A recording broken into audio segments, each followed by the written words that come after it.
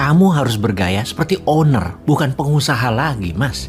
Ini adalah komentar dari sahabat saya siang tadi sehabis lunch meeting bersama. Sahabat saya ini seorang profesional yang menjadi CEO sebuah holding company milik salah satu dari 9 naga. Usianya saat ini 58 tahun dengan pengalaman 35 tahun di dunia korporasi. Beliau salah satu di antara guru manajemen saya yang terbaik. Dia tidak memiliki satu lembar saham atas perusahaan yang dikelolanya. Dia profesional murni, dedikasi yang luar biasa. Profesional bertangan dingin dengan telah membuktikan dirinya membuat 9 perusahaan di awal holdingnya menjadi 78 perusahaan anak usaha dalam 35 tahun karir profesionalnya. Kalimat di awal membuat saya berkerut kening. Emang beda ya gaya pengusaha sama gaya pemilik usaha? Itu pertanyaan saya kemudian kepadanya. Beliau kemudian menjelaskan lebih rinci lagi. Gaya sebagai owner itu bukan gaya anak pemiliknya ya. Bukan itu. Kalau anak owner itu orang yang hidup di tempat tidur empuk, makan di piring emas, menggunakan sendok perak. Bukan tipe itu. Bukan tipe gold plater dan silver spoon kids. Gaya itu nggak usah dijelasin deh. Kita semua sudah tahu kok. Yang jelas dilihatnya nggak enak. Dibilang sombong ya memang berada. Pokoknya susah dijelasin, tapi ada yang nggak pas aja. Gaya owner yang dimaksud adalah menjadi pendengar yang baik. Bahkan tidak memberi saran, hanya mendengar. Saran berikan kepada profesional atasannya dengan komentar, coba anak-anak divisi penjualan dipanggil tuh, siapa tahu ada masukan. Itu saja, global saja, jangan detail, rinci, sok menasehati, bahkan masuk ke dalam organisasi, melakukan hingga turun tangan sampai ke bawah, membuat banyak orang keinjek kakinya, bisa membuat orang kecewa. Ada komisaris, ada direksi, ada manajer yang sebenarnya dipercaya untuk hal itu.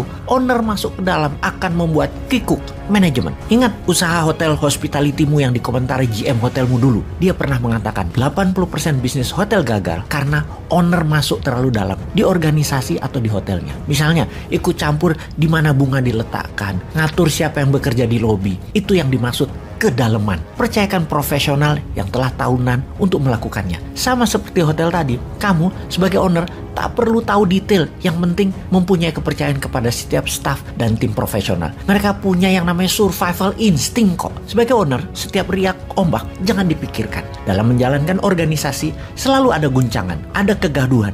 Dengarkan saja, jangan masuki terlalu dalam juga. Ada 2 macam kegaduhan atau ombak. Ombak karena faktor eksternal seperti makroekonomi, ini disikapi beda. Panggil mereka semua direksi khusus membahas. Paling dalam beberapa tahun, ini hanya sekali kok hal itu terjadi. Namun kalau masalah internal, mulai dari equity call, employee benefit, cut off contract, sales drop, SDM protes, mutasi, swap share, merger, biarkan profesional. Toh mereka semua sudah bicara dalam rups tahunan di awal tahun. Kalau kamu masuk di antara gelombang tinggi dinamika bisnis, membuat manajemen jadi manja kalau profesionalnya masih belum matang. Atau sebaliknya, akan membuat manajemen jadi berantakan kalau profesionalnya superior. Percaya saya, kalau berulang kamu lakukan, maka manajemen yang belum matang akan menjadi spoil kids, anak manja yang membuat kamu selalu pusing dan bukan malah menikmati hidup, malah kamu jadi bawaan profesional karena kamu yang menyelesaikan masalah. Kalau profesional di organisasi kamu adalah orang superior, dia dengan cepat akan ambil skoci atau jumping ship, pindah kapal. Masih untung kalau hanya satu dirinya yang dibawa. Kalau dibawa SDM handal lainnya, atau lebih parah lagi,